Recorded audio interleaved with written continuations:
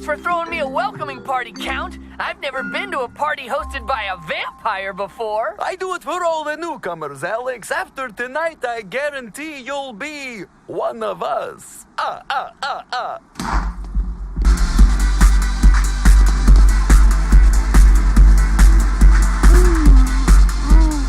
guess when our show's guests include Katy Perry and Ice-T, it's a slippery slope. Woo-hoo-hoo!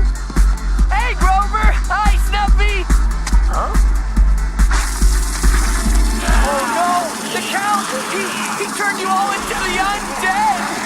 If you assumed I was a vampire in every other way but that, then I count one moron. Oh, no!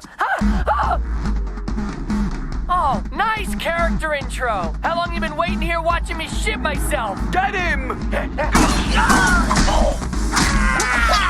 S is for severed. Flawless built-in defense system. Wait, what are you doing?